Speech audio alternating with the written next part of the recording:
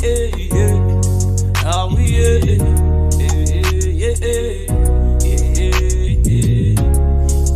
you my Tululu, you my Tululu, you my Tululu, you my Tululu, you my Tululu. Section 5, 805, Court of Love, uthi uma ecela uthando, muphe uthando. Alright.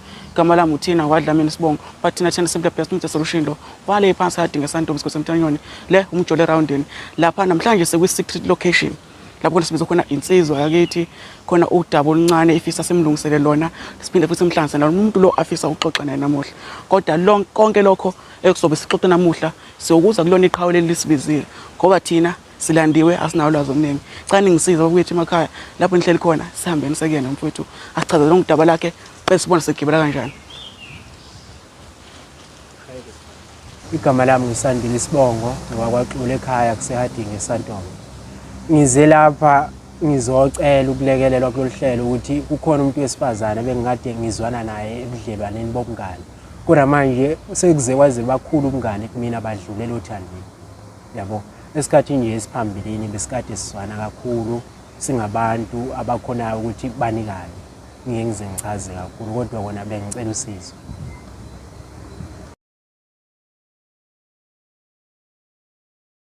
Babukeli bami engibathanda kakhulu seyimena lo Mr Solution iqhawe sesilandile liqhawe bese saxoxa ngayo ukuthi linokuthize lifisa ukuxoxa nesister ngapha eduze kwami. Qala kithi uyaphila futhi omdala Sikhona kanjani body? Sikhawutha mfowethu awuqondile kanje iqhawe hey. Usuku likhethekile mfowethu. Impela. Okay siswami iqhawe lelilona ke leli besithe sicela sikulandele wena. Manje ngani uyalazi qani wakhona la usukwabona khona mhlambe ubuso uqala ukubona lokho. Hayi ngiyalazi khona lazazi ngabonana khona. Beumngani wami nje impela omkhulu. Nabangani kahle kahle. Abangani kahle kahle. Yeah. Umbazi kanjani nje kuphela akukho kunye ngale okufihliwe. Ya besabangani abakhulu. Kodwa kuthengele ilanga nje kwakhona nje la into esihlanganisayo abantu ababili. Alright, hayi ungasachaza kakhulu. Siyazi isikhathi sizofika lapho ungajahi, sizofika lapho akusazoshuka impela. Bhuti wami mfowethu. Ngama silanda umuntu okuyena noma yena lo. Uyena impela lo. Yena. Mfowethu ngicela ke mfowethu mina anginako mfowethu amandla manje ukuthi nginikhulumele nima ngalesi sokwenzani la. Umsebenzi ungihlanza ngikwenzile. Mina ngoba sengelapho ngingena khona nama solution wami. Yabo. Kodwa nakumina kulindele ukuthi mina iyakha iyadiliza. Iyadiliza. Ubi isolution idiliza ngoba ngihlangene sekundaba yeni le. Alright mfowethu angifuna ithuba lakho mina abalungu bathi offer to you. Amanda ngibize lapha ehlelweni ngoba ngibona ukuthi ingane engakhali ifele emblekweni. Kahle ngizocela ukuthi lokho kwenzeka phakathi kwami nawe siphinde ngoba ingoma emnandi yaphinda. Akuzange kuphelele lapho. Kwahamba kwaze kwatshala nembewu yothando enhlizweni yami. Kahle ngikhuluma nje ngimilele enhlizweni yami. Ngiyacela ukuthi uzongihlabulisa wenini.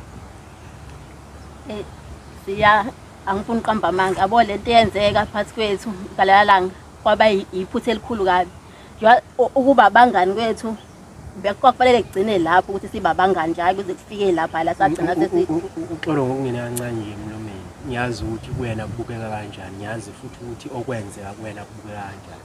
Kodwa ngiyaqonda ukuthi nawe njengoba usukhulile nje izinto mozenza uzenza ngokuzazi nangokuziqonda. Ingakho ngizocela namhlanje ukuthi ngicela ungiphe ithuba lokuthi ngikhulume nawe ungiphe nje indlebe noma umsuswane. Kahle ngizokucela yikho ukuthi sibe nobudlelwane. Ushiye ukuthi kwenzekani nokuthi kubeka kanjani. Kona ngiyazi ukuthi isimo sakho ohlangothini lakho egameni lothando sihamba kanjani. Kodwa ke bengicela nawe uphumele obale egameni lothando lami. Ngoba owakwenza kimi kwangishiya ngikhala. Njengoba ngila namhlanje ngicelile umfowethu lo ukuthi ngicela azongilekelela. Bhuti wami abo nje lokho okucelayo manje kunzima kakhulu ngempela kumina. Ngiyakwazi. Kunzima. Ngiyazi ngiyakufakazela. Nami ngaphambi kokuthi ngifike la ngiqale ngabhekana nobunzima bokwazi ukuthi ngiziqonde ukuthi ngize ngizobizela abantu bamakamera. Kahle uba bekuyangami lesingeke sisela kodwa ngenxa yokuhluleka nokuvaka ngeke ngakuvumela ukuthi cha uthando ungibuze. ingakho ngikucelile ukuthi ngicela usifike. Bhuti wami angiboni ukuthi into enhle leyo oyenzayo bhuti wami. Ngoba lento sasenza nawe sasenza ngoba ngazi ukuthi sabangani nje. Kwaba yiphutha nje bangichazile ukuthi size sifike la safika khona. Kodwa mina angiboni ukuthi ngaze sikwazi ukuqhubeka nale yanto la.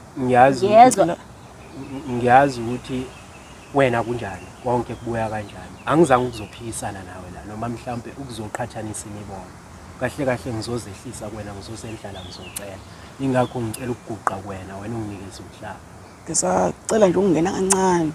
Ufuna uba amagama akho sasomwashilo la uthi na lokho nakwenza ongana nabangane. Hawu yeyena ubaba ubungani benu mana ke. Umuntu nomngane wakho wena uyakhona umthathola naye. Ngoba lo magama athi lokho nakwenza ongana nabangane. Esakwenza sasibangani impela kodwa kwenzeka iphutha ngichazile ukuthi kwenzeka iphutha ngoba sasibangani ngathi sisabangani okwenzeka kwaba yiphutha. Mina ngokwami ngifisa ukuthi kuqhubeke lapha emnganeni hayi ukuthi kuze kuphinde kwenzeke le yanto le yenzeka le engale. Angisho ukuthi ngiyacindezela noma ngiyaphoqelela. Ingakho ngicela ukwehlisa umoya. Yize kahle la ngiqonda kahle ukuthi uzonqaka. Angizanga ngoba na mhlambe ngilindele okukhulu engasho ukuthi mhlambe ngakuthola ngeqolo. Kodwa bengazi ukuthi mhlambe ungasuphethe mhlambe ubona sengathi akufanele sihlangane egameni lothando. Kahle kahle ngiwabe ngishilo ngithi okwenzeka phambilini mina kwaba nomphumela. Yabo siya. Ingakho namhlanje ngiphethe la. Yabo siya lokho kwenzeka njengoba umngane. Nje kumina bese ubhuti-ke bese ufana nobhuti wami kumina. Njengoba sasibangani. Njengoba ngichazile usekuqaleni kwaba yiphutha. Angazi nami ukuthi kwenzeka kanje kodwa kwabe elikhulu nje imistake kwaba imistake enkulu kakhulu. Mina bengikuthathisa njengomngane wami manje lokho engisengikuzwa ke manje ukuthi ufuna kwenza hayi kunzima kakhulu ukuthi wami kunzima. Nami esikhathini esiphambilini ngangazitshela ukuthi ngoze ngenze lokho engakwenza kwena. Bengingakaze ngicabanga. Kodwa kwathi makwenzeka ngingahlelile ngingazelele. Kumina kwangishiya nginotho ngakho. Ingakho ngikulethe kuwena ngizocela ukuthi ngicela ungiyekele. Uyekele konke ukuphikisa kwakho emagameni esicelo sakho. Ngicela ukubuza kuze nize ngcine senilala ndawonye indawo naniphuzile noma into enayiplana nje iyenzeke noma kwasuke kwenzeka nje. Sange sihlele. Kwenzeke kwazenzakalela. Njengoba isikhathi esiningi isikhathini esiphambilini besihlala ngokubandawonye.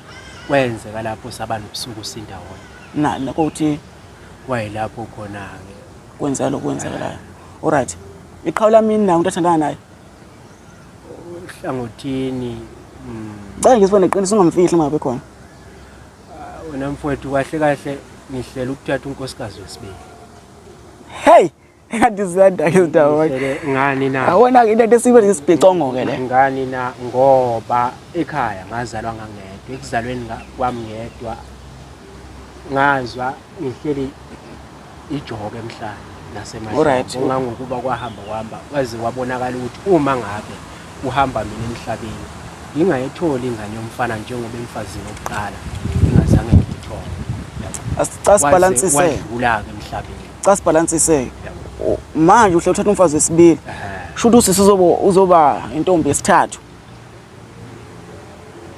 Noma lo mfazi ufuna umthathu yena sisi.